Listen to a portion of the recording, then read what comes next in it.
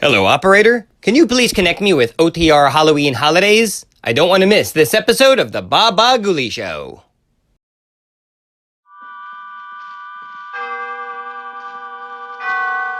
Autolite and its 98,000 dealers bring you Mr. Paul Douglas in tonight's presentation of Suspense.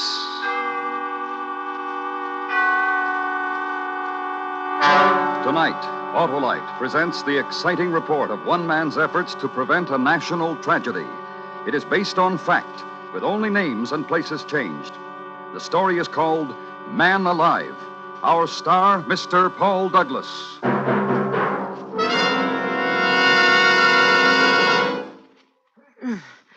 Hello, Harlow. Hi, Hap. Boy, you're sure loaded down. Thanksgiving shopping, Harlow. Ah, turkey? Check. Cranberries? Check. Spark plugs? Check.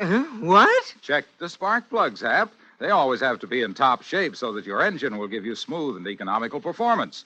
And there's no better time than now to have them checked by your nearest Autolite spark plug dealer. And suppose he finds them as gone as Thursday's turkey, Harlow. Why, Hap, if they're worn out or wrong for your style of driving, your Autolite spark plug dealer will replace them with a set of world-famous ignition-engineered Autolite spark plugs, either standard or resistor type. Sounds like a great idea, Harlow.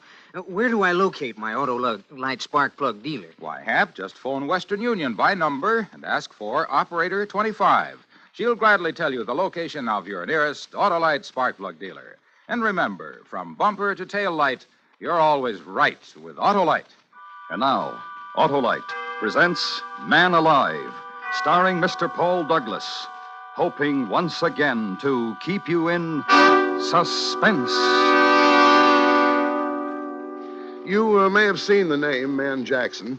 I run a column of saucy chat and unimpeachable rumors in the San Francisco Express under the heading, What Else? Man Overboard. It's got little paragraphs, you know, man among men, that's the sports section, and man's best friend, so forth. Well, beginning today, I've got a new department called Man Alive, just because I'm so lucky I am. Last night, I let my secretary off at 5:30 so she could go and do some Christmas shopping, although I've told her repeatedly that all I want this year is money. Well, the fog was rolling in off the bay, and it was bitter cold as I came out in the street, so it seemed like the night for a spaghetti dinner and some pleasant Italian hospitality down at Mama Caruso's restaurant on the Embarcadero opposite the ferry building. But Mama Caruso had more than hospitality on her mind when she met me at the door. Oh, Mr. Jackson, I'm so glad to find you. I'm just calling your office. Oh, what's the trouble, Mama? Somebody been stealing ravioli? Please, it's my cousin Tony. They tried to kill him. Oh, what happened, Mama? Come on, Mr. Jackson. I make Tony tell you. He does not feel so good, but he can talk all right. You gonna see. She led me to the back of the restaurant, to the table where the family generally sits.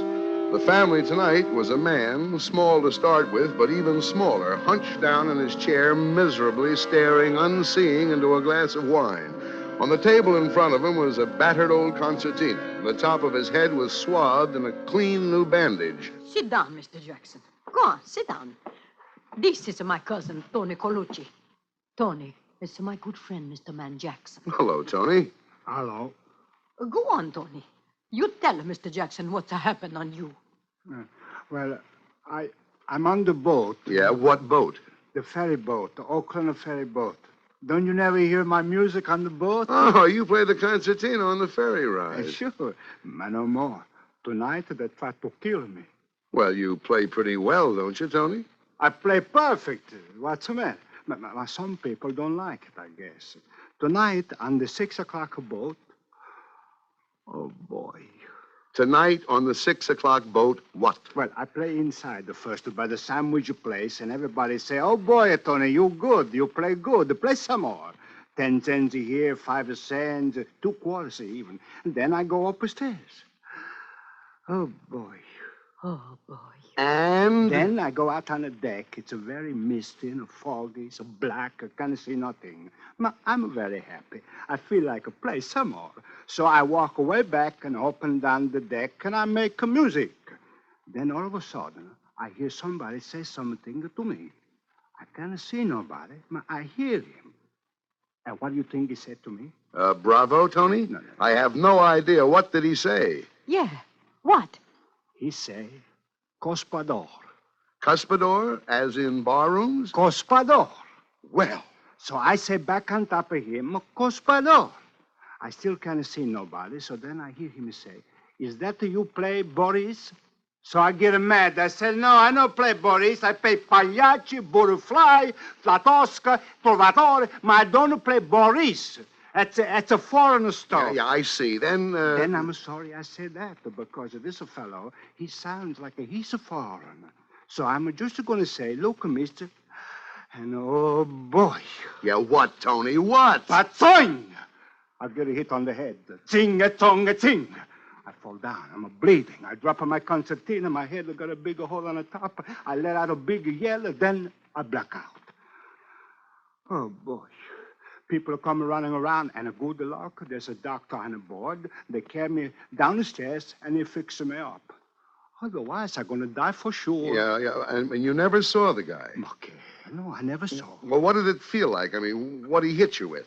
Well, it feels just like a baseball bat. But the doctor, he said that... Oh, look, he said the doctor now. He just come in. Hey, doctor! The doctor looked in our direction when Tony called and strode over to the table. A big 6'3" blonde guy in the Joel McRae, Gary Cooper tradition. You had to like him right away. No bedside manner to this doctor, although he could have had as much of it as he liked, but he was all business and no kidding. But I told you to go to bed and stay there. Well, Doc, I just don't... You may have a concussion. I'll be back in an hour, and then we'll take some x-rays. My name is Man Jackson, Doctor. I'm a friend of the family. Ames. Dr. Oscar Ames. How are you? Dr. Ames, mister, can I get you something to eat? No, thanks. Smells wonderful, but I haven't time. I'll have a cup of coffee, maybe. Sure.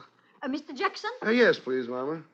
Doctor, you want to make Tony go to bed? Go on now, Tony. You lie down. Oh, but I'll be back, and we'll check you over.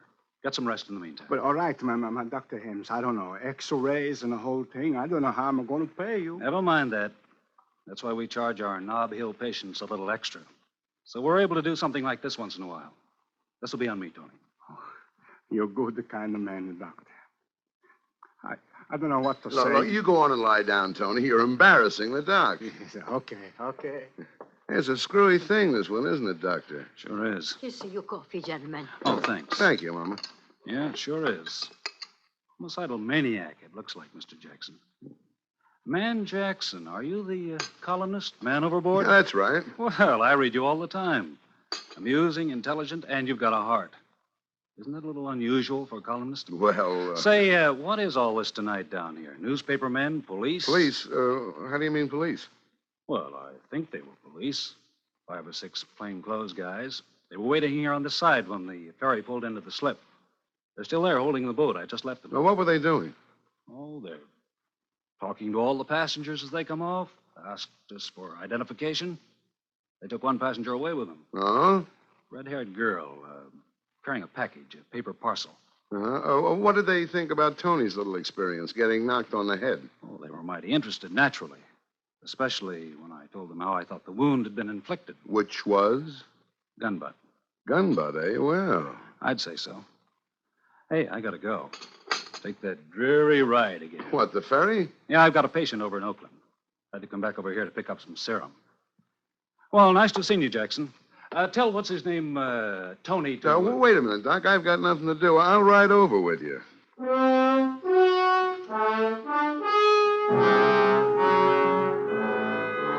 We crossed the street, went into the ferry building. Everything was normal enough in the main waiting room where I stopped to buy cigarettes and a pocket flashlight. But outside on the dock where the Oakland boat was waiting to take off, there were a number of extra characters whom you wouldn't think would have chosen a dismal, chilly night like this for waterfront lounging. There wasn't anybody I knew, and in any gathering of plainclothesmen, local variety, I generally spot 1 or 2 familiar faces. But Dr. Ames and I got aboard, followed by 3 of these gentlemen. The broadest one, who was built for endurance, exchanged pleasantries with us as the boat moved out into the water. Hello, Dr. Ames. I see you didn't miss a boat. Like the old saying. No. Oh, you're one of the fellows I talked to before when we landed. Yeah, that's right. I don't think I got your name. Connolly. This is Mr. Jackson. Yeah? Would that be Lieutenant Connolly or Sergeant, maybe? Just Connolly, no special title. How's the little fella doing, Doctor? Colucci. Tony? He's under care. He, talk anymore? Say anything interesting? I didn't talk to him. Mr. Jackson here did. Oh? Really? Really? What do you have to say? Well, you see, I'm an old friend of his family. What he told me was in confidence, and I'd really have to know a little more about who I'm telling his secrets to. I see.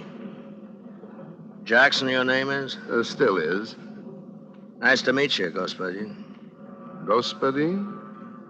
Means nothing to you, huh? It might. Yeah, it might. Господин sounds like another word. Somebody might think you said cuspidor. It's very funny. You gonna stay out here on deck? Well, we haven't made up our minds. Is that okay? Ought to go inside, have a little coffee at the snack bar. Comfortable. The ride's over before you know it. Out here, it's foggy, wet, and miserable. Well, I'm going in. I'll see you later. Goodbye, Doc. Well, maybe he's right. Although I must say he's not my favorite man in the world, that Mr. Connolly. It is strictly pneumonia weather out here on deck. Shall we go in? No, not just yet for me. I think I'll stretch my legs a little. Dr. Ames, where was it that Tony got conked? On the upper deck, I know, but which side? We've turned around now, starboard. Just about directly above where we're standing. Yes, right about... Doc, don't point. Our friend Conley and his boys are on their way out to see us again. No, they went back in. You think they're as mysterious as they seem? Oh, definitely that. You know what made them turn back just now? Decide it wasn't necessary to check whether we were still here? No, what? Our cigarettes. They can't make us out here. It's too dark, but they can see two lighted cigarettes. I'd like to get up there on that upper deck. Looking for tomorrow's column, huh? You want to get up there and nose around where Tony was, is that it? Well, that's the idea, but those mugs I've got in it. there... Hand me your cigarette.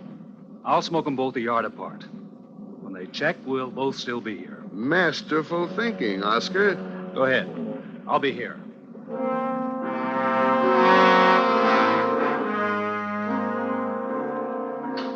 So I trod the slippery stairs to the upper deck.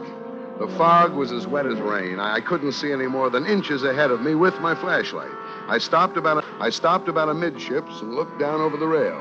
Dr. Oscar Ames and his two cigarettes, tiny red dots of light, were almost directly beneath me. I turned back from the rail, and my foot squashed into something that sounded like an eggshell.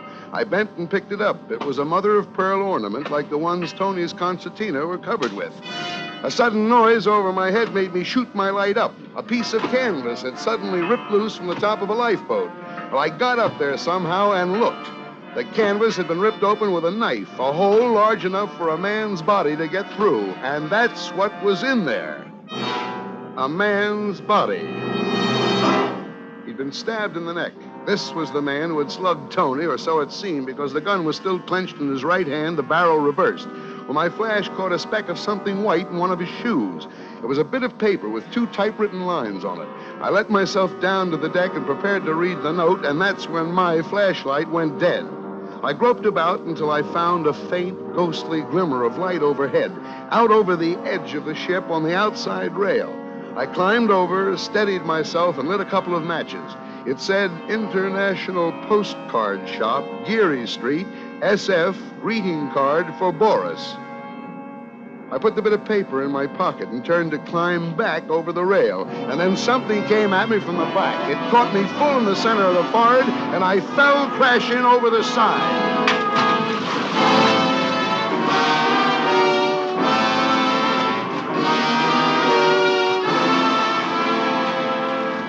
They tell you a lot about what you remember when you're going down for the third time. You know what I remembered? I remembered that Господин is Russian for comrade.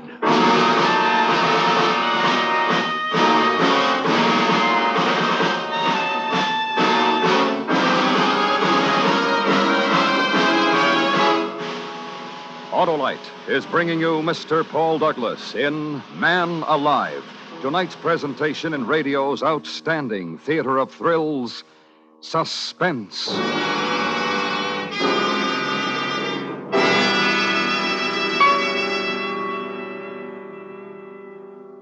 Well, Hap, let's talk turkey. Okay, Harlow, gobble away. Well, I say give the bird to worn-out spark plugs and replace them with a set of ignition-engineered Autolite spark plugs, like the amazing Autolite resistor spark plug, for example. You can really crow about that, Harlow. Yes, sir, Hap, because the Autolite resistor spark plug is the greatest advancement in spark plugs for automotive use in the past 20 years. You see, the Autolite resistor spark plug has something extra, and that's the exclusive Autolite built-in 10,000-ohm resistor. Because of this exclusive extra, Autolite resistor spark plugs give you such outstanding advantages as smoother engine performance, quick starts, and double life under equal service conditions. And the Autolite resistor spark plug is only one of a complete line of ignition-engineered Autolite spark plugs for every use. So see your Autolite spark plug dealer soon. And remember, from bumper to tail light, you're always right with Autolite. And now, Autolite brings back to our Hollywood soundstage Mr. Paul Douglas in Elliot Lewis's production of Man Alive, a dramatic report well calculated to keep you in suspense.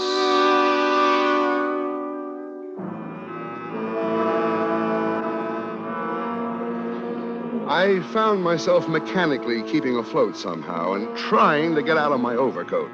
From out of the misty blanket, from every direction, in a dozen different keys, from near and far, foghorns sounded. I floated on my back trying to figure where I was. I was somewhere in San Francisco Bay, and that was all I knew. The water was chilling me, and I turned over and began swimming, just hard enough to keep the blood circulating. The lights of a boat came into sight suddenly, and I threw back my head and yelled, but the horn crying its warning drowned me out, and the boat went on, and the fog closed in behind it. And then I found myself full of a strange, wonderful weariness. The water wasn't cold anymore. I was warm, with a comfortable, soothing numbness. My head stopped throbbing. There was no feeling at all in it now. There was nothing anywhere. And then some lights came into my eyes, and I wanted to stay in the dark, and I turned my face down into the embrace of the water.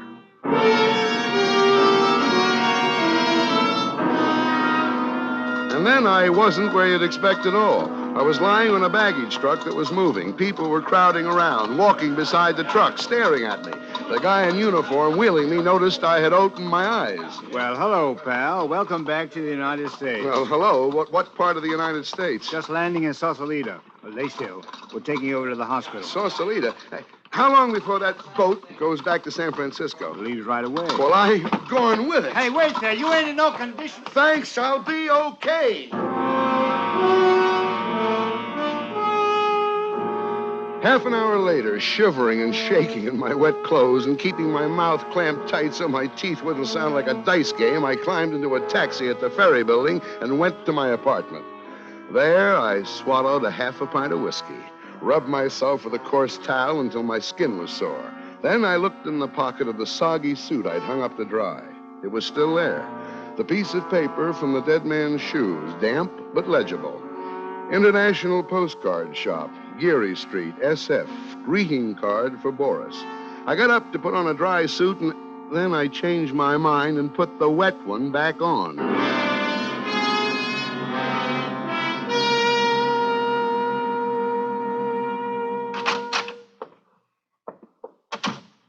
Good evening.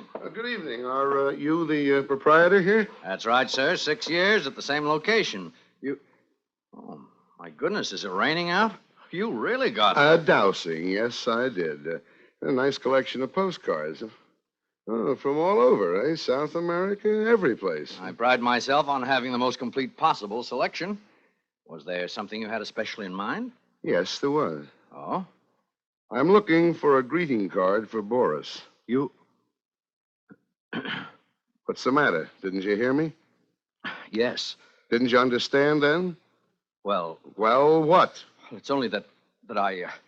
I didn't exactly expect somebody like you.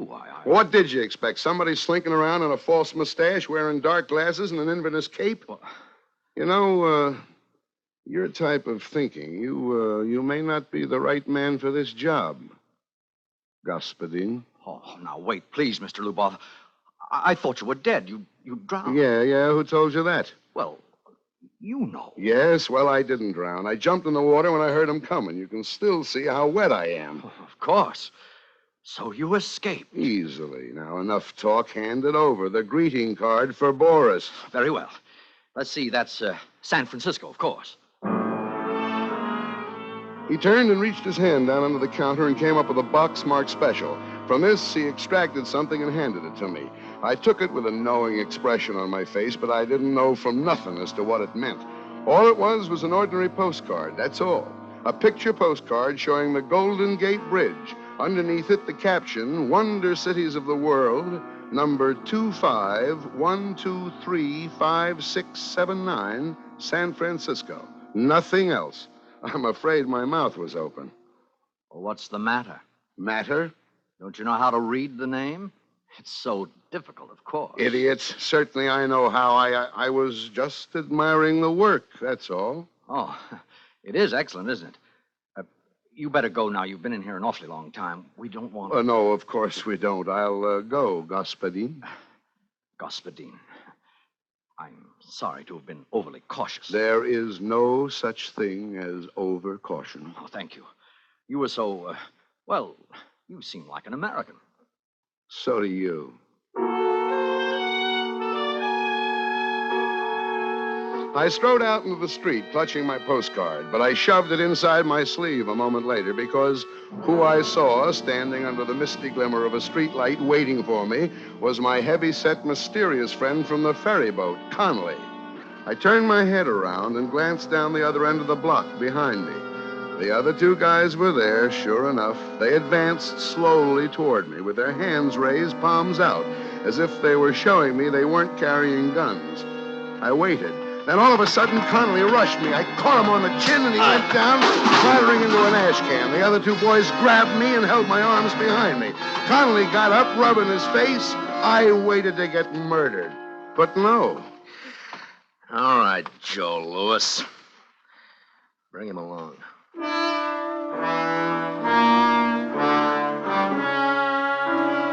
And so they did. We didn't go far, just around the corner to a little hamburger place that had a sign in the door saying closed, although there were lights inside. Conley knocked on the door, and a fellow with an apron came and opened it and locked it after us. Conley gave him a nod, and we sat down at a table while he brought us coffee. Well, Jackson, we've checked on you. You seem to be okay.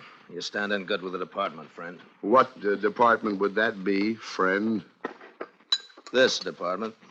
Huh? Government. Oh. Now, maybe you can help. Anyhow, we don't want you going around making a noise and messing it up for us, so here it is. I'm all ears. Ever hear of a man called Boris Kargamensky? No. Well, not many people have, even in Russia. Boris Kargamensky is the top Soviet agent in America. He's the head man. He organizes and runs everything for him here. I see. Now, he came to this country 7 years ago and vanished. We've been trying to find him ever since. False passport, of course. That didn't help. There's nothing anywhere on Kargamensky. No pictures, even in Russia. No fingerprints, nothing. Every lead we had, dead end. And then last week... Well, go ahead, drink your coffee. No, it's all right. I'm too interested. Last week, we heard that another agent, an important little guy named Lubov, was on his way to San Francisco and that he would definitely have to contact the big gun, something to do with the Chinese war business that only Kargamensky's big enough to handle. Well, our man tailed Lubov all the way out here and then lost him at the Oakland Ferry. That didn't bother us very much. He called us and we were waiting on this end. But in pulls the ferry and no Lubov. Lubov was the dead man in the lifeboat. That's right. He must have been up there waiting to be contacted. And he heard Tony and his concertina, thought that this might be it. Then when he realized he'd made a mistake and uncovered himself, he conked Tony on the head. Right. And his Soviet contact got scared and stabbed Lubov. So now we're back where we started. Every passenger on the ferry was okay. And... What's that you're looking at? A picture postcard. I found a message on Lubov about the International Postcard Shop and a greeting for... Hey! A greeting for Boris. Boris Kargamensky. Here, let me see that. I bulldozed the guy into the shop into letting me have it. It looks like nothing, just a picture, but he said I could read the name. Golden Gate. Now, give me it. These numbers. Wonder Cities of the World, number 25123567. Wait a minute. What? Well, print out the guy's name, Boris. B-O-R-I-S. Leave a space. K-A-R-G-A-M-E-N-S-K. Now put numbers there. Wait a minute now. The top number's 9. All right. Now put 1, 2, 3, 4, 5 over Boris. Yeah. And start again. 1, 2, 3 up to 9 over Kargamensky. 9. Yeah. All right. Now let's see the postcard. 25123567. Okay. What's 2? 2 is O. 5? S. O-S. Now Kargamensky. 1, K. 2, 3. A-R. O-S-K-A-R. Oscar. Well, I guess we know the rest of it. 5, 6, 7, 9. A-M-E-S. Ames, correct? Correct. Oscar Ames. Dr. Oscar Ames. What? I was just thinking. He was worried about me catching pneumonia.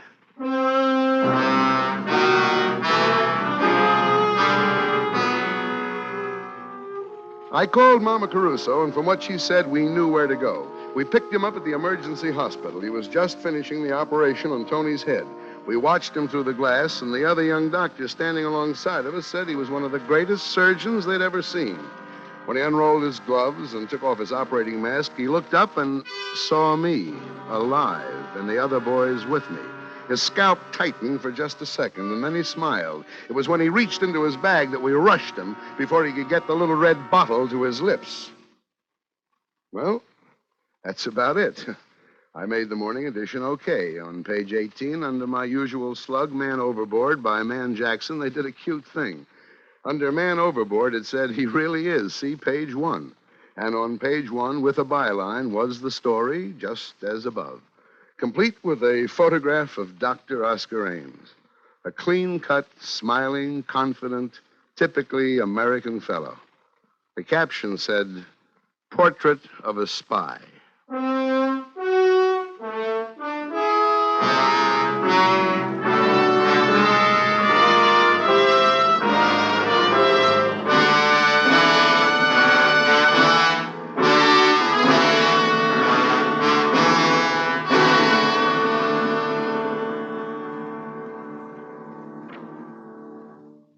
Suspense.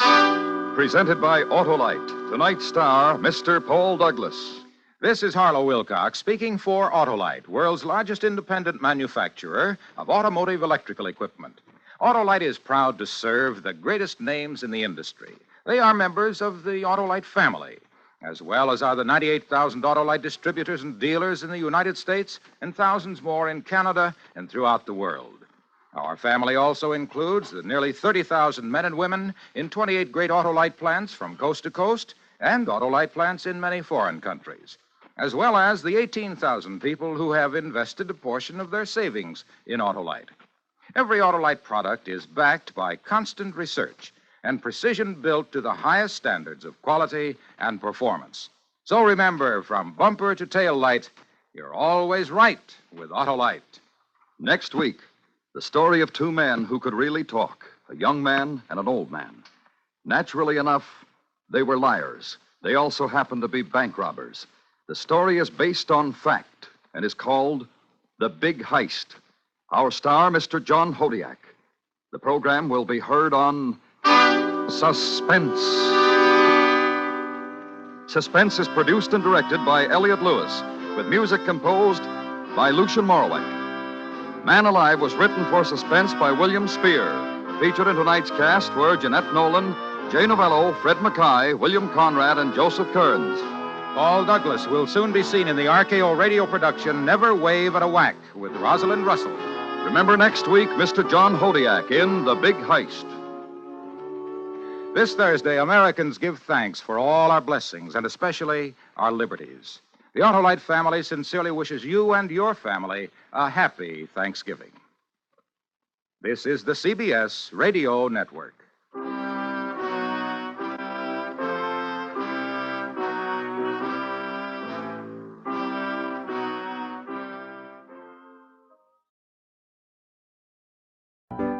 It's intermission time at the Ghoulie Show. Time to refresh yourself and visit our snack bar.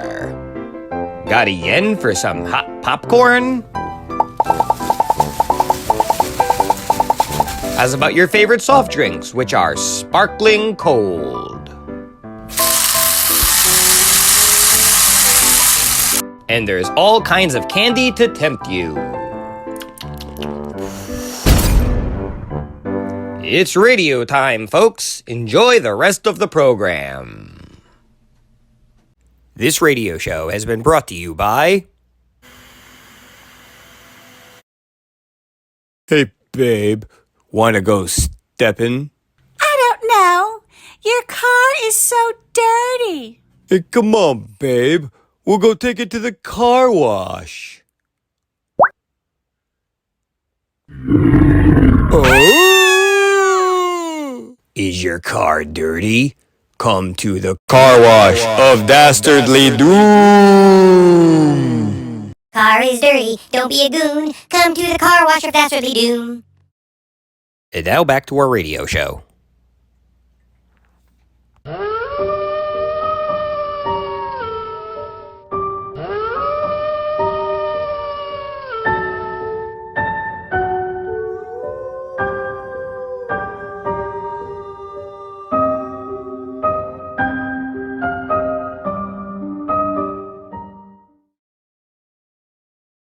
The National Broadcasting Company presents The Adventures of Sam Spade, Detective. Sam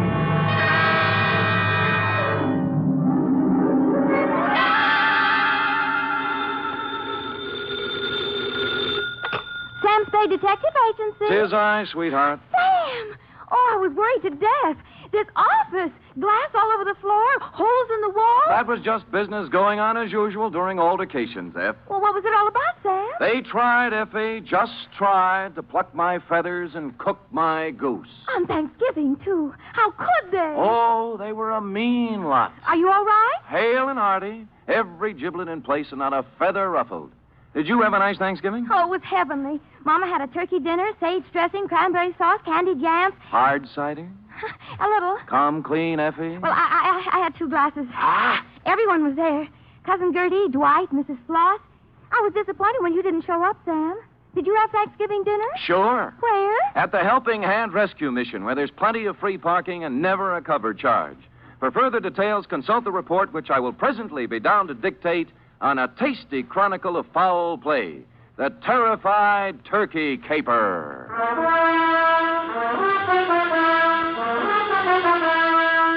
For NBC, William Spear, radio's outstanding producer-director of mystery and crime drama, brings you the greatest private detective of them all in The Adventures of Sam Spade.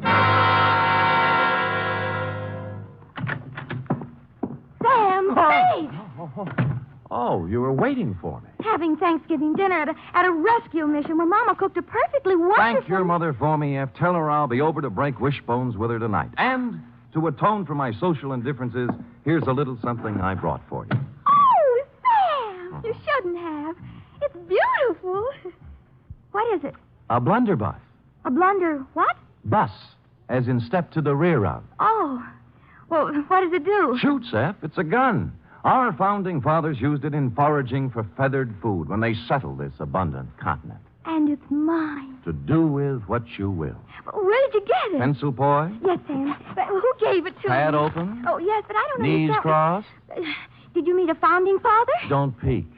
Date, November 24th, 1950. To Detective Lieutenant I.C. Kelsey, Homicide Detail, San Francisco Police. From Samuel Spade, license number 137596. Subject, Turkey. Dear Kelsey, this was a big week for the cranberry pickers, the butchers, the sage makers, and the stomach pill people. But for private detectives, it was strictly from hunger. My office door opened only twice a day, once to let me in and once to let me out. And when on Wednesday I heard a knock on the door, I went into a paroxysm of delight. Come in! Come in! Come in! Entrez-vous! Entrez usted! Herein! When I ran out of languages, I got up from behind the desk, walked to the door, and opened it. Standing there was a small, middle-aged man with a pink, bald head. His blue serge suit needed pressing, and he was nervously fingering a strawberry birthmark under his left ear. Mr. Samuel Spade? I am? May I have a moment with You may have several, but not in the corridor. It's not in my lease. Oh, I'll come in. Good. Well? Well, you'll have to excuse me, Mr. Spade. I've had so few dealings with private detectives. I find it hard to begin. Well. Oh, perhaps I shouldn't have come at all. Goodbye. No, wait a minute. Maybe I can help you. Well, you see, Oh, what's the use? You won't believe me. Nobody does. I'd really better go. Oh, now, wait. I'll believe you. All I ask is a chance. Now, let's start with your name. Oh, my name? Yes. Yes, my name. To begin with, you won't believe that. Oh, but I can verify it. Yes, I can. It's on the registration book of the old Colony Hotel, in the 1943 phone book, and on my old driver's license. Well, I'll have to know it before I can verify it. Oh, yes, of course you will. It's Tom. Well, now that's not so hard to believe. Oh, you haven't heard the rest of it. It's Tom Turkey. There, you see, I told you wouldn't believe it. I'd better go. No, now, let me be the first to believe you. Now, Mr. Tom, what's your problem? Oh, dear, that's even harder to explain. Well, now that I don't believe. But take a breath and jump into it. Breath, yes. My name is Tom Turkey, and they're going to kill me for Thanksgiving.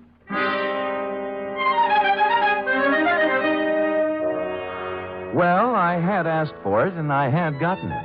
And I sat back wondering who had gone to all the trouble to play this funny joke on me. I was looking at my hand to see if there was any itching powder on it where he'd shaken it when my phone rang. I lifted the receiver, swung around on my swivel, and gazed out onto the street. It was Al Kuchel calling, a private eye whose reputation was shadier than a mushroom cellar. Hi, Spady. Al. Haven't seen much of you lately, Spady. Have to get together. Yeah, well, so long. Wait, I'll tell you why I called. I've had a pest in my office, keeps coming back. Thinks he's a turkey somebody wants to dress. I brushed him, but your name came up, and I just wanted to warn you. He might be in to see you.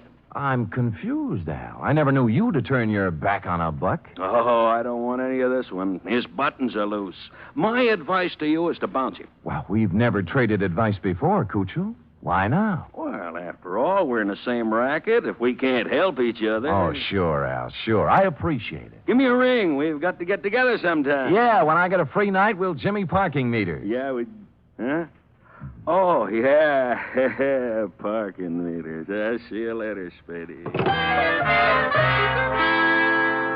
I turned back to the desk, and what I saw in front of me was an empty chair. Tom Turkey had taken wing.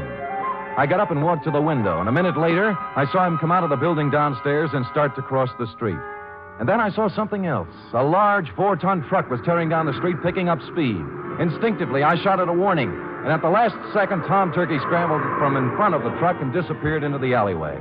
The truck roared up the street, and on its side was printed in gold letters, "Haynes, you drive it." There was nothing to say it wasn't coincidence, this near mishap, but somehow I found myself intrigued and wanting to hear more of the little guy's story. He said the old Colony Hotel. On the way, I stopped at the library, found an old 1943 phone book, and looked. He was listed. Thomas Turkey, it said. Out of curiosity, I rang the number. Hello? I wonder if you can help me. I'm inquiring about a Mr. Turkey. Turkey. This ain't his number no more. I know. Haven't had any calls for him for years. Screwy name. Yeah, I know. I knew a woman named Rabbit once. Mrs. Rabbit. About Turkey, could you remember what he looked like? I don't. Hey, Manny, what'd Turkey look like? Yeah.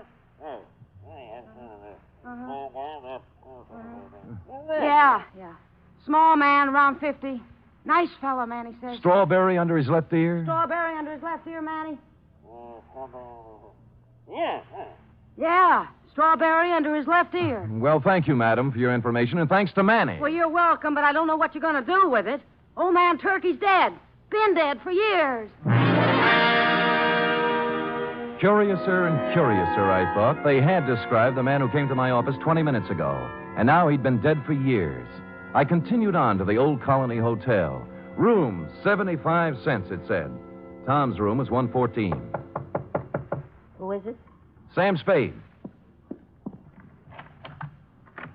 Oh, come in, Mr. Spade. Yeah. I'm sorry I ran away. I didn't think you really believed me. Well, I'm not sure I do yet. Tell me, was that truck an accident? Oh, I don't think so, no. They made 3 attempts before to kill me. Somebody tried to push me in front of a train, and then a wheelchair full of cement dropped off a building and just missed me, and then I was shot at. Oh, who were they, and why would they want to kill you? I don't know. I just don't know. Look, let's tack. Tack? Tack. I dialed your old phone number, and the people who answered said you're dead. Oh, a lot of people think I'm dead. Yeah. Look, do you still want me to work for you? Oh, yes, please. Well, you'll have to tell me more then. I can't... I guess I'd better tell you everything. Oh, it's hard to talk about, Mr. Spade. It's not easy to admit to someone you've been a foolish man. You see, I just turned 50. I was quite tired of the life I'd led. Proper, dull, and unfruitful, except in money. My business was wearing, and so was my wife, Henrietta. This has a traditional ring. Anyway, to make it short, I decided to run away. One day I drove to work. I parked my car in the middle of the Bay Bridge where the suicide note left it and disappeared. Where did you go? Oh, all over the world. I took a job on a boat. I did. On a boat. And then I settled in Sao Paulo, Brazil, under another name. Now you're back. Why? Well, maybe I got lonely. Maybe I got wiser. Maybe I felt I paid enough for my mistakes. Let's just say I'm back. I want to be with Henrietta. Have you seen her? I checked into this hotel and wrote her a letter saying I wasn't dead.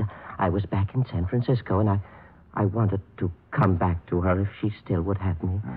But I told her I wouldn't bother her unless she wanted to see me, that she could contact me here. That was a week ago. And you haven't heard from her? No, and almost right away these attempts on my life began. I see. All right, what's her address? 3118 Monroe. Oh, she's taken her maiden name again. Black. Henrietta Black. Well, come on, let's go. No, I'm not going to see her until she asks me. Look, you're going to my apartment. Nobody will bother you there. And you're going to see Henrietta? That's right. Oh, thank you. Thank you, Mr. Spade. You do believe me. I think I'm really ready to face the world again now. I deposited Tom in my apartment with instructions to open the door for no one but me, and then I proceeded to 3118 Monroe in the high-rent district. I was ushered through a comely portico by a Japanese maid who told me to wait in a study heavy with mahogany. In a moment, 2 people came in. The woman wore a black dress, silver pendant, flat shoes, and a complexion the color of apple meat. She was Miss Henrietta Black and/or Mrs. Tom Turkey. The man turned out to be Leander Luce, the lady's attorney, business manager, and canasta partner. You say you have something important to discuss with me, Mr. Spade. I do? I hope you don't mind my asking Mr. Luce to be here. Not at all. Well? Mrs. Turkey, I've just talked to your husband, Tom. Mr. Spade, if you please. I say something? A rather feeble attempt at comedy, Mr. Spade. Oh, I wasn't trying for laughs. You are Mrs. Turkey, aren't you? I was. You undoubtedly still are. I've expected to hear another one of these cruel jokes about my name. At Thanksgiving time, Mr. Spade, someone was always going to stuff Tom, baste him, dress him, slice him. This season, they're going to kill him. They are not going to kill him. He is already dead. He's not dead, Mrs. Turkey, and you should know it. I should. Yes, he sent you a letter saying he was back in San Francisco and wanted to see you. Mr. Spade, this has gone absolutely far enough. Not quite. What about the letter? I know of no such letter. I see. Well, thank you for your time. I'm sorry I bothered you. Yeah, you used bad judgment in coming in the first place. Yes, maybe you're right. There was falsehood in this someplace, Lieutenant, and it stuck out like a fat girl in slacks. The only thing to do was to go back to my apartment, get Tom Turkey, and confront Mrs. T with her husband in the flesh. But when I got back to my apartment building, I spotted in rapid succession, 1, an ambulance, 2, a police car, and upstairs, outside my half-opened apartment door, I spotted 3, you. Been expecting you. What's going on, Kelsey? Yeah, serious, Sam, serious. Who's that bald-headed man moving around the apartment? That's McCracken, the new medical examiner. Checking a stiff on your rug. I stepped around you, Lieutenant, and pushed the door all the way open. I saw McCracken kneeling over the body and a couple of men from homicide taking photos. I moved into the room feeling nothing good. A little guy had given me a job, and while I was yakking with his wife, somebody got to him. And in my apartment, where I'd stashed him. McCracken stood up, and I looked down at the body. Then I looked again. Who I saw wasn't Tom Turkey at all. It was the late private eye, Al Kuchel.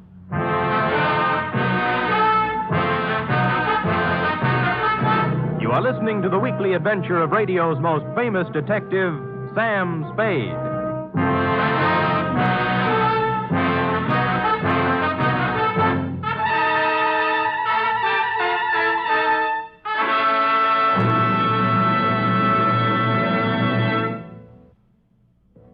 You Friday fans of Sam Spade, there's mystery on Saturday evening, too, on NBC. Tomorrow, the man called X sets out on another mission of danger and intrigue in some far-off corner of the earth. Herbert Marshall stars as the man called X, a man without a name who travels the world over protecting his country's interests. He lives by his wits, and his business is danger. He's the man called X, tomorrow over most NBC stations. For top Sunday listening, it's another broadcast of The Big Show on NBC. This Sunday, your stars include Fred Allen, Jack Carson, Mindy Carson, Ed Archie Gardner, Ed Wynn, and many, many more. And Tallulah is your MC as usual. This Sunday, it's The Big Show on NBC.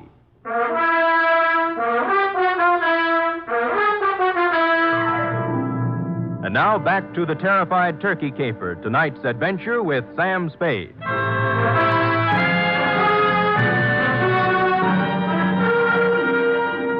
While the men from homicide were taking pictures, etc., you and I, Lieutenant, were going round and round on the question, if I didn't kill the man found in my room, who did?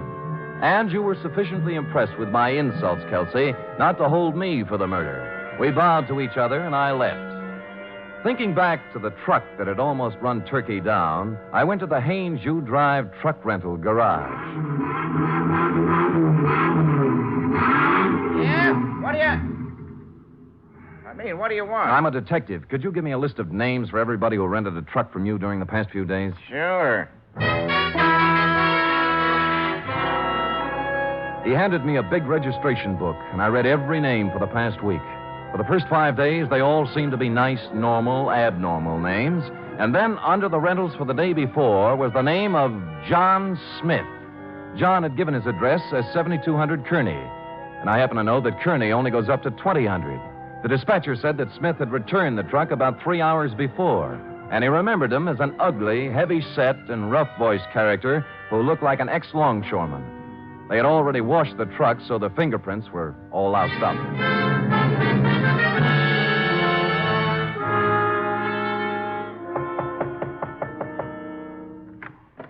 Well, it's Mr. Spade again. Look, I'd like to speak with Mrs. Miss Black, if you don't mind. Come in. Come in. Thank you. This way, into the den. Right. Well, I was sure you'd look into this affair a little more and realize that it was just a blind alley, a hoax of some kind. Where's Miss Black? Oh, she's upstairs lying down. The whole affair has upset her, and she asked not to be disturbed. I think the wisest course of action for you, Mr. Spade, is just to let the matter drop. You can't let a murder just drop, Mr. Luce. The police wouldn't hear of it. Huh? Murder? Who? An unfrocked private detective named Al Kuchel. Well, what does this have to do with Henrietta Black? Al Kuchel called me earlier today and said that Tom Turkey was a crackpot, a little man with delusions. He tried to top me off taking his case. He sounds like a perceiving man. Well, he didn't perceive ending up in my apartment with a bullet in his head. Well, that's too bad, but I still don't I left see... Tom Turkey in my apartment for safekeeping, and when I returned, he was gone and Kuchel was dead. Well, that explains itself, obviously. This detective knew that Tom Turkey was a phony, and Turkey killed him. It can figure that way, and a number of other ways. Mr. Spade, I have no desire to sit here trading subtleties with you. As yet, no one has demonstrated that the real Tom Turkey actually exists, alive. Now, until you do have something more concrete and less mythological, Miss Black requests that you do not come around opening up old wounds. You've made an eloquent point. Just tell me one thing. If I can. When did Tom Turkey disappear? I mean, what month, what day? It was, Oh, yes, 1943, November.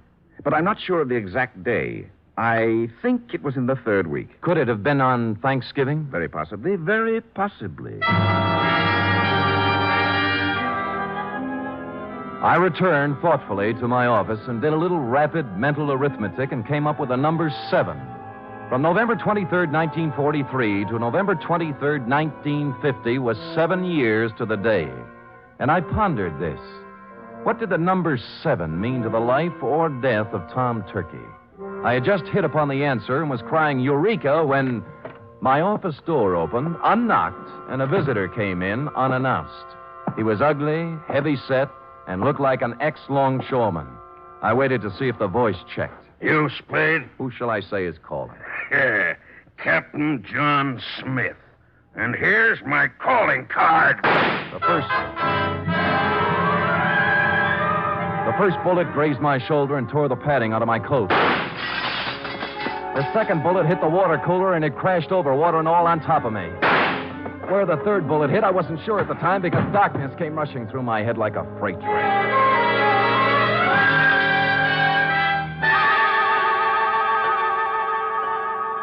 When I opened my eyes again, I expected to see St. Peter checking my ID card. But all I saw were the dust balls under my desk and a fly bathing himself in a pool of water spreading slowly over the floor. There was blood on my hand, but it came from a glass cut. I was in shambles, but alive. Captain John Smith had shoved off, obviously thinking his bullets had done their work.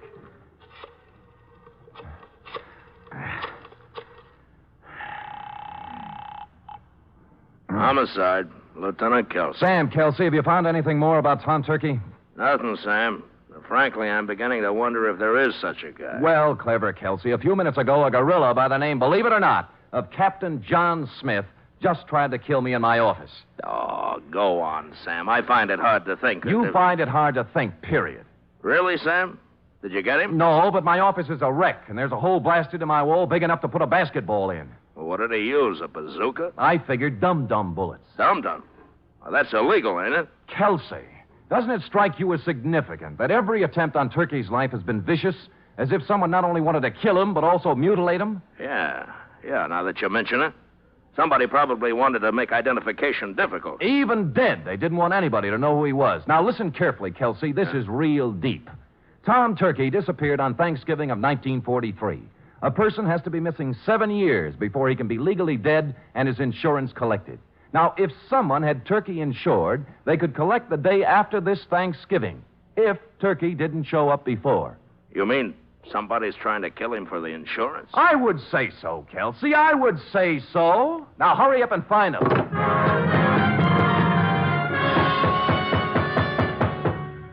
When I put down the phone, I heard a heavy pounding. For a minute, I thought it was in my head, until I turned to face the door, and standing there was a small pilgrim with bandy legs in black stockings, pantaloons, white-collared coat, and stovepipe hat. Hallelujah! He wore silver buckles, and what he was pounding on the floor was an 18th century blunderbuss. Hallelujah! Have I got the right place? Well, offhand, I'd say so. If you're looking for Captain John Smith, he just left. Pocahontas is expected any minute.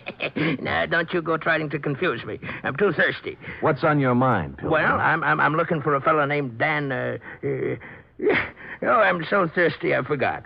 Sam Spade? Yeah, that's it, yes. Oh, you broke your water bottle, huh? Yeah. Good. That stuff's poison anyway. Hallelujah. Hey, say, do you happen to have any hard cider around? Fresh out. Oh. Hey, I'm kind of thirsty, you know. Any type of corn squeezins? Here, try this, Dad. Well, yeah. Good, huh? Oh, You like that, huh? Oh.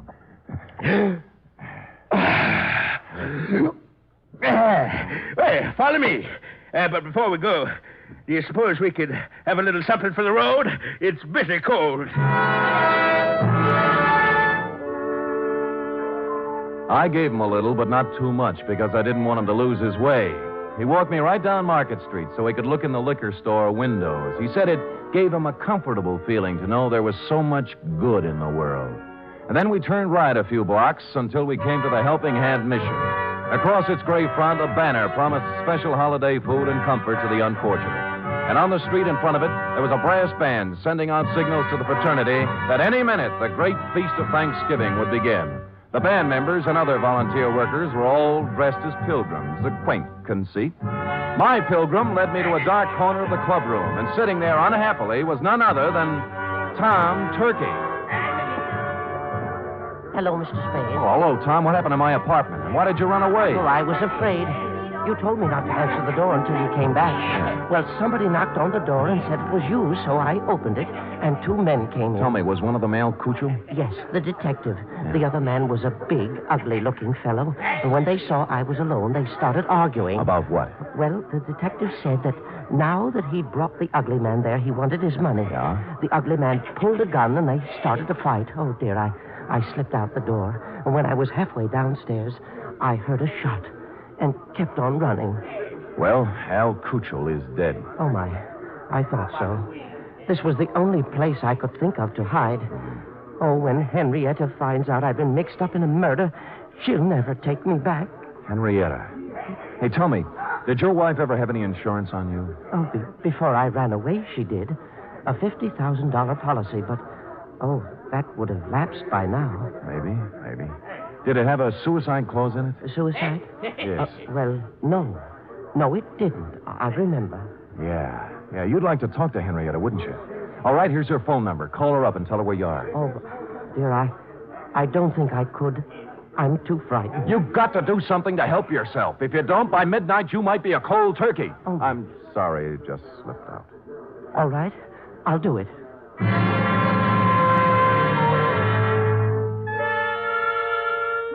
Well, he went and made the call. When he returned, he said that a man had answered who said Henrietta would come down and pick Tom up. He didn't want to wait, but I sat on him. The pilgrim brought us a dish of turkey dinner, saying he couldn't stand food himself, and we munched a spell. In a little while, a limousine pulled up in front of the mission with someone in back whom I couldn't see. The chauffeur stepped out and came in inquiring for Tom Turkey. It was Captain John Smith himself.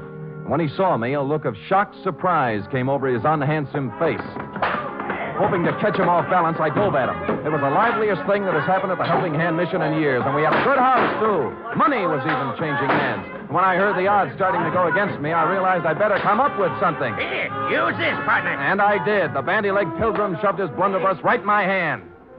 And I swung. Smith dropped like pheasant on the wing. I looked up. The passenger from the limousine was just coming in. What's the meaning of this? It means, Leander Luce, that you're not going to carve Tom Turkey up for your Thanksgiving insurance policy. Hallelujah. Drumstick, anyone?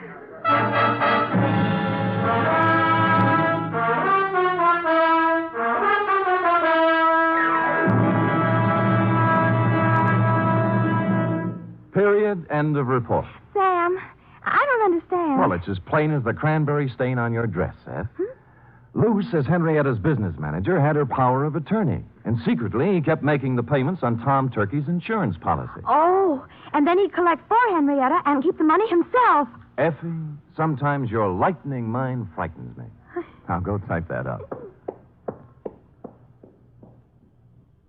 3 chimes mean good times on NBC.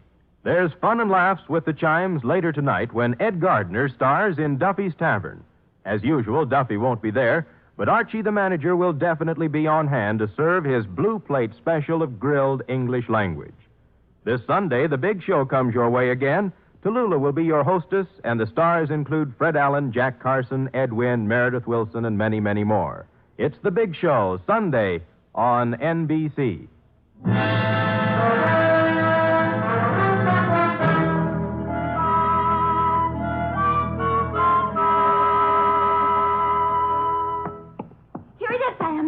Sam, the man who killed Al Cuccio and tried to kill you, was his name really Captain John Smith? Now, Effie, could we have a Thanksgiving caper without a Captain John Smith? It wouldn't be right. It was a coincidence, wasn't it? Well, if you promise not to tell anyone. I won't. His real name was Michael Giuseppe Yablonsky Smith. I called him John for short. You're so kind. Are we going over to your mother's for cold turkey snacks? Well, all right, but I don't think there'll be much left. Oh? You see, my cousin Gertie couldn't find her little boy. and Mother phoned and said they just found him. He was inside the turkey, eating his way out. Effie, is there no way to curb that tongue of yours? Yes, sir. There's one way. Well, come here. Oh, good night, Sam. Good night, sweetheart.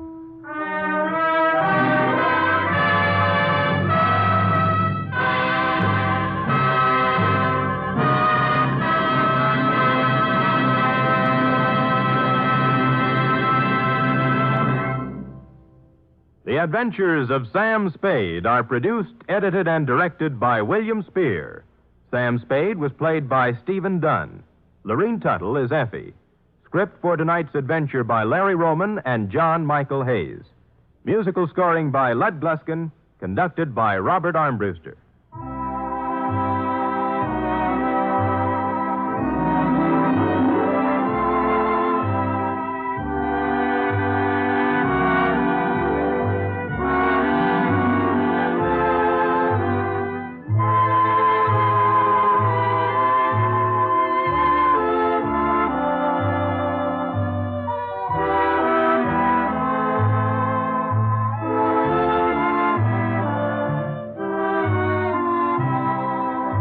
Join us again next week, same time, for another adventure with Sam Spade.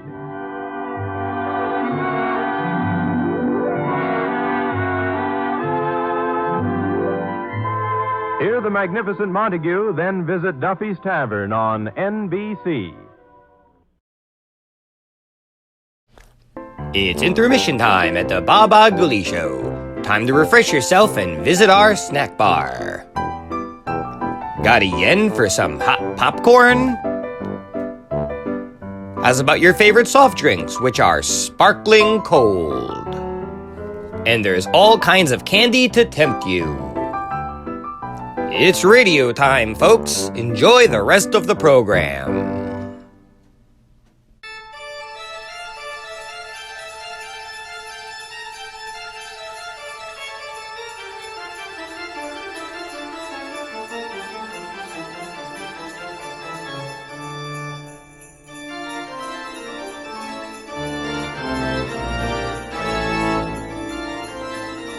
Hope you're enjoying today's radio program. When it's done, be sure to check out our channel over at Watchwaddle. Enjoy some tunes with a nice cold soda.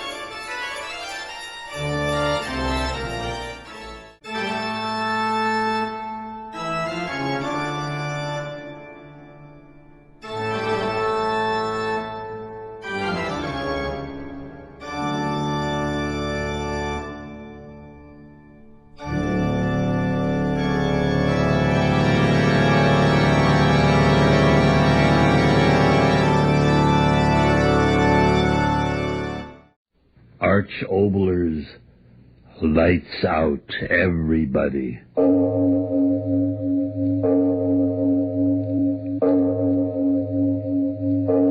It is later than you think.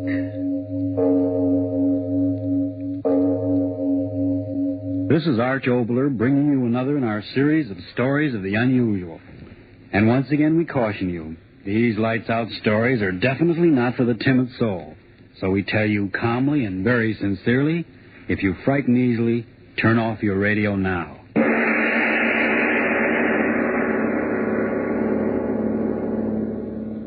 The voice you are about to hear is that of the thoughts of one Darrell Hall, accused murderer. He sits in a courtroom awaiting the return of a jury which is to decide whether he is to live or die.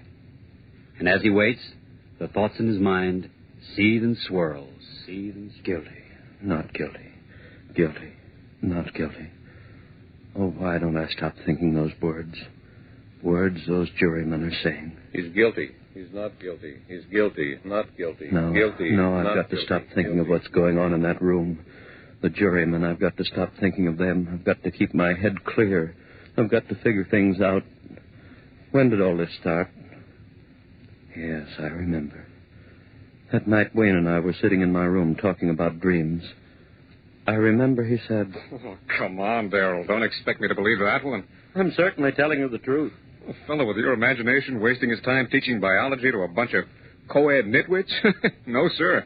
You should be writing fiction. Well, I assure you, my dear Wayne, I've told you the truth. Here. Are you really serious? I am. You actually mean that in all your life you've never had a dream? Never. Not even when you were a child? To my knowledge, I've never had a dream in all my life. Well, how do you like that? I like it very well. I close my eyes, oblivion. And then I wake up. No nightmare hangovers, thank you. Now, wait a minute, Darrell. Let me get this straight.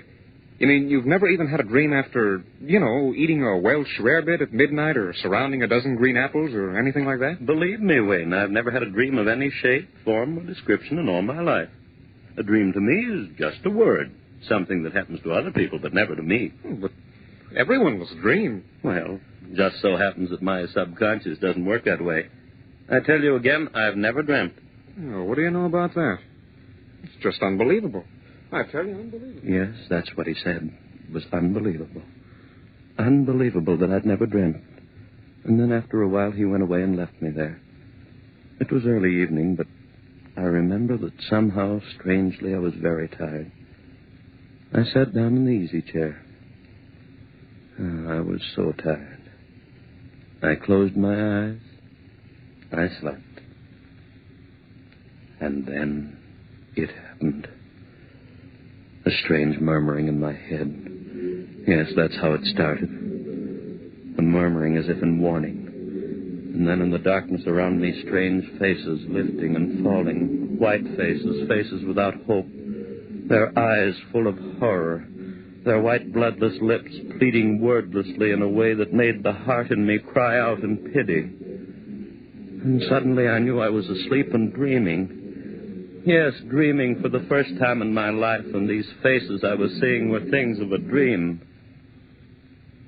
And even as I knew that, the dream was gone. Blackness. And yet I knew that I was still asleep, and in me there was a terrible feeling of foreboding, of a horror to come in that dream. What? How? I didn't know, but I wanted to stop sleeping. I wanted to open my eyes quickly before... And then I saw her. In my dream, I tell you, I saw her moving slowly toward me out of the darkness that was my dream. At first, a white wraith-like thing, and then I saw it was a woman. Yes, the body of a woman, but the face... That face... Gross. Unclean. The thick, bestial brows. The wrinkles of... The lecherous writhings of thin crimson lips that lifted from teeth bright and pointed and flecked with blood. Closer, closer to me, and then she spoke. One word. Kill. Yes, that's what she said, kill. And as she said it, she moved closer. Her hands went out in her eyes. And in my dream, I screamed... I awoke. I remember just at that second the clock on the mantel began striking. 5, 6, 7. I counted each chime in happiness, since the hearing of it meant that I was awake out of the horror of that dream. When the clock had stopped chiming, I sat there. My one thought was, if that's dreaming, may I never dream again. I heard a sound. What was that? I sat still, afraid to move. And then I laughed. It was my own heart still pounding with fright at what I had seen in my first dream. Oh, why do I sit here thinking of what has been? The jury in there, they've got to hang me, got to hang me. He's guilty, not guilty. No, guilty, no, I mustn't guilty, think of them. Better to keep my thoughts on how it all started. Better to figure things out. Where was I? Yes. Sitting there, listening to the beat of my heart, thinking of the horror of that dream. And then suddenly that wordless, pitiful murmur I heard in my dream was whispering in my head again. As quickly as it began, it was gone. How could this be? I was awake. This was no dream. Then why had I heard that same sound that had come from those pitiful white faces that had floated before me while I slept? Why? I heard it, a sound behind me. Who? Yes, my friend Wayne. It must be. He come into the room standing behind my chair thinking I was asleep. I turned around and I said, Wayne, is that you? Why? Ah! Yes. I screamed. I screamed so loudly there was blood in my throat. For it was she again, that woman out of my dream. But this wasn't a dream. She was standing there, I tell you, she was standing there close to me looking at me, and those devil's lips said that one word. Kill. I jumped to my feet. No one in the room, no one. I tell you, I remember standing there, my head reeling. Who was she? Where had she come from? But there was no one in the room. Had there been anyone there? I didn't sleep that night. And by morning, I had it all figured out. 2 dreams, that's what it had been. And the second had been more vivid than the first. Yes, of course, I had never dreamed before, and of course my first dream would seem reality. And yet, some measure of uncertainty remained with me. Mary saw it in my face when I had dinner with her that night. I remember she said... Gerald, do you mind if I ask you something? What a question. Of course not. Is there something wrong? You mean with the dinner? Why, you know this is my favorite restaurant. With you, dear. Has something gone wrong at the university? Why do you ask that? The worry in your eyes. Oh? What is it, dear?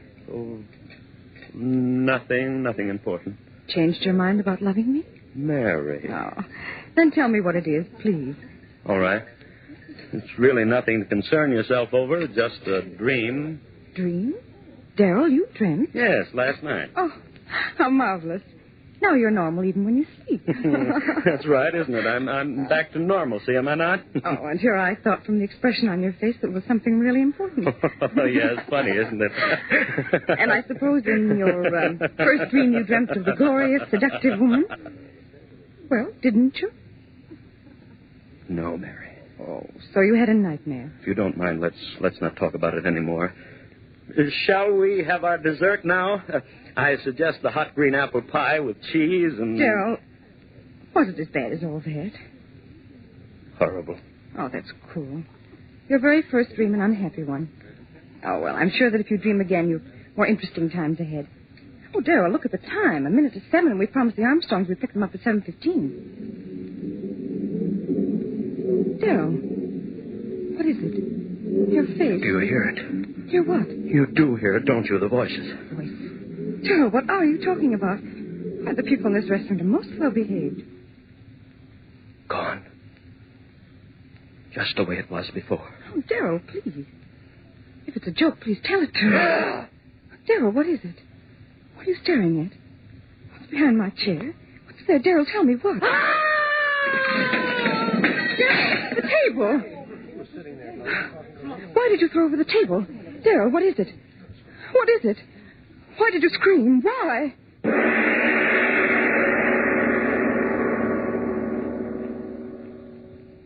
Yes, she wanted to know why I had done it. Screamed, thrown over the table. They all wanted to know. But how could I tell them?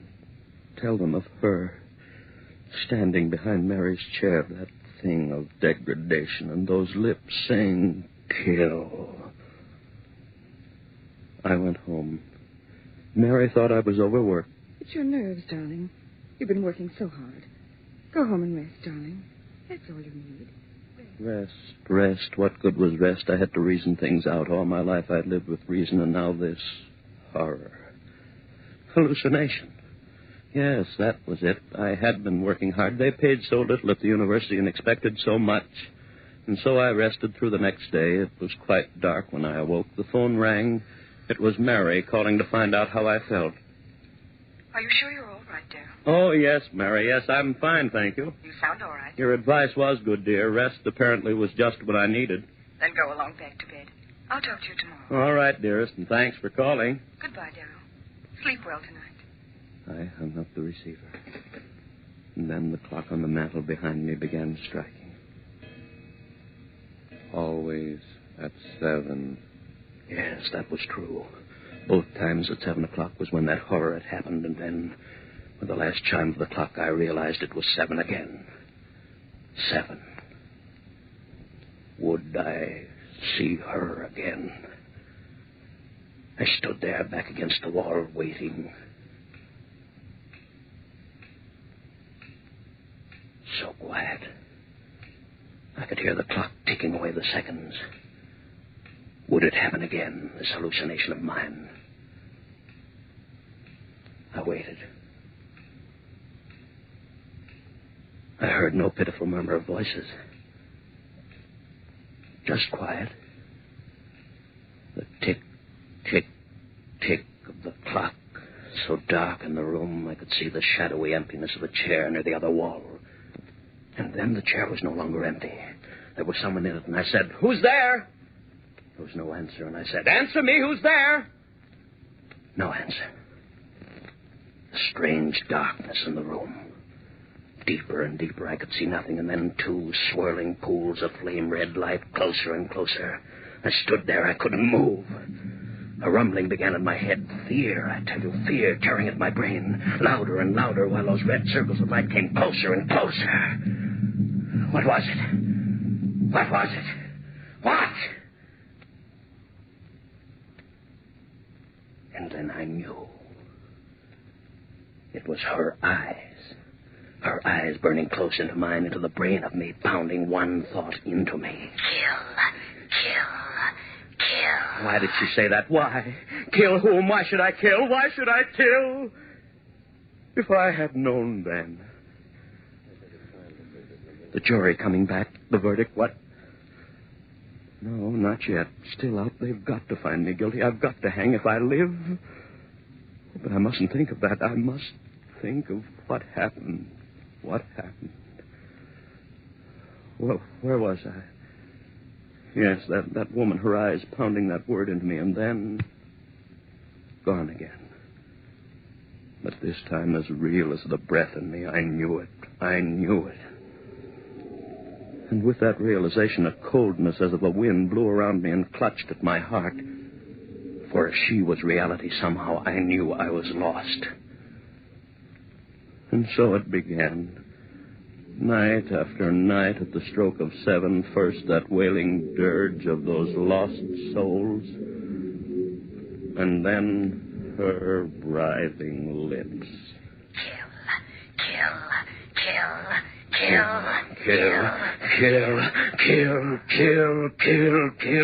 Those words began pounding in my head so that even when she wasn't there, I heard them. I hid in my rooms. I didn't go out. People would see this madness that had come over me. I went nowhere.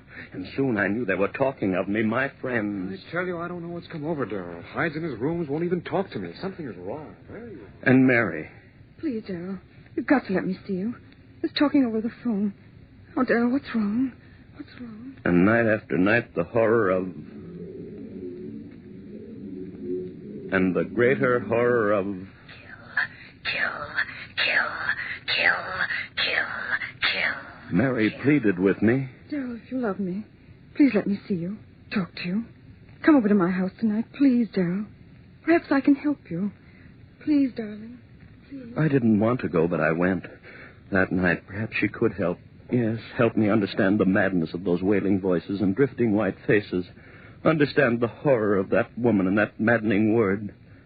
Mary, so understanding, so gentle, she could help me. Clear my head of the madness. Oh, Darrell, you're here at last. Mary, help me. You will help me. Oh, Darrell, you're fit. Mary, I... Don't talk yet. Sit here. I'm sane, Mary. Believe me, I'm sane. Of course, dearest. Of course you are. It's that madness outside of me, those white, drifting faces moaning Rest, at me, darling. and that woman out of hell. Mm-hmm. Her eyes and her lips telling me to...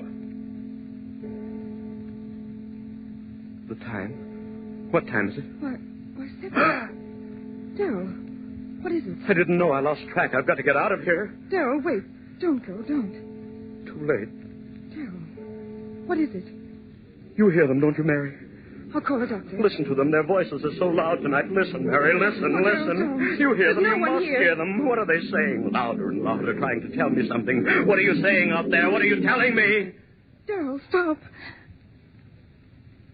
They're gone. Face's voice is gone. Now she'll be here. Daryl, please. You're frightening me. You hear her, Mary? You hear her? No. No. Louder Daryl, and louder. please. I can't see her, but I hear. Where is she? Thing out of hell. Go back, I tell you, back. Louder and louder. Make her stop, Mary. Make her stop pounding in my head. Stop it. Stop it. Eat ever you. What do you want of me? Stop it. Stop. Stop it. I can't stand it anymore. Yes, go away and I'll kill. No. My neck. Don't kill me. Daryl. No. Kill.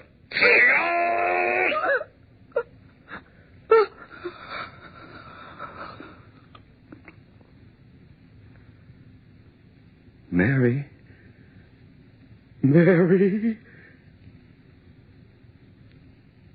Yes, I had killed her. My sweet, gentle little Mary killed her with my own hands. I opened my hands. She fell to the floor. I went out into the street. People all around me, hurrying. I was in no hurry. What that woman had wanted, I had done. I had killed. I walked all night, it didn't matter where, and in the morning I found myself on the campus of the school before the very building in which a class was waiting for my lecture. I went in. I walked up on the platform and looked down into their faces, and I said to them, Ladies and gentlemen, my lecture for today will be on the subject of the indeterminate factor and the evolutionary... I stopped, a murmur in the air, those voices again. But it was broad daylight. I had never heard those voices in daylight before. What did they want? What were they saying? There was a strangeness in their pitiful voices, yes, like a dirge. A dirge of tears and sorrow for someone, for me. Yes, for me. And then her voice.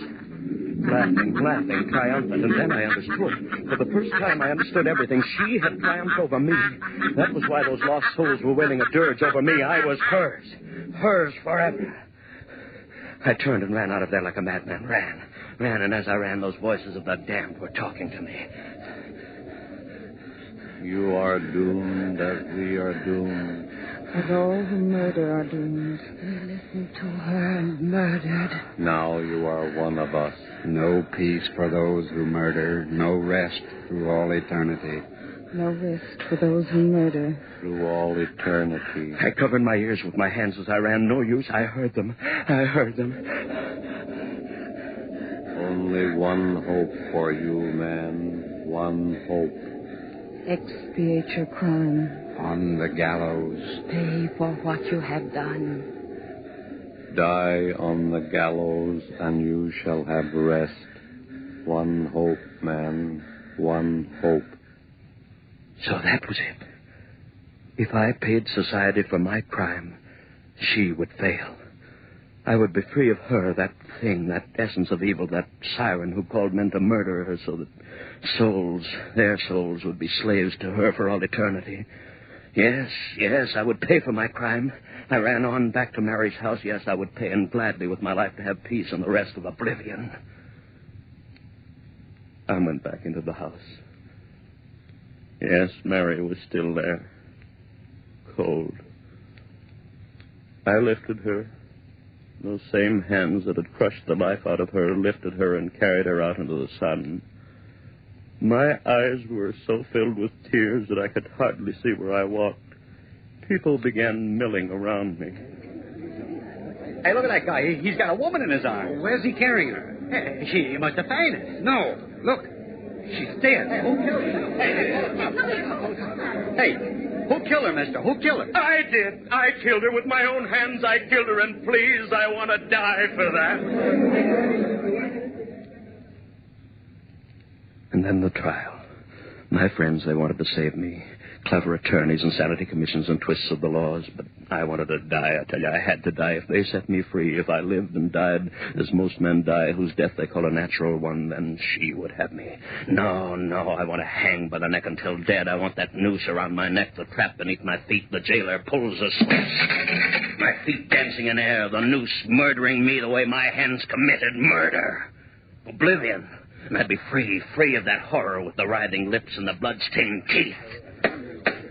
The jury, they're coming in guilty. They've got to find me guilty. Guilty, find me guilty. We, the jury, find the defendant guilty of murder in the first degree. Guilty! You hear that? You sing the devil guilty! And they'll hang me by the neck till dead, and I'll be free of you. I'll have my peace. You failed, you dreamed, you. I'll pay for my crime. You'll never get me. You'll never get.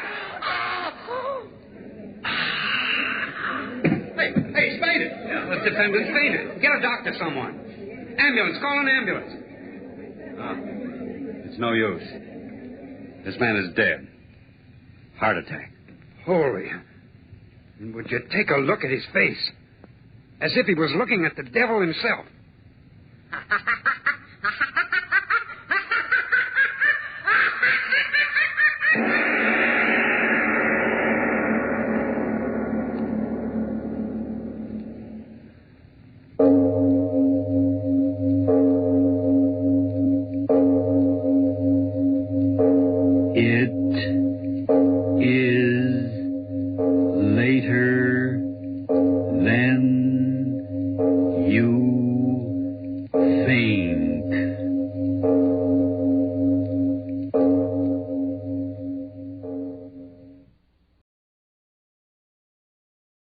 Good evening, Ghoulies.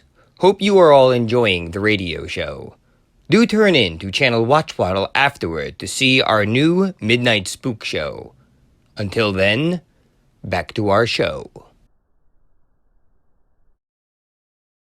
Thanks for watching the Baba Ghoulie Show by OTR Halloween Holidays. This is Waddle the Duck saying check out Channel Watchwaddle for some fun cartoons with no static.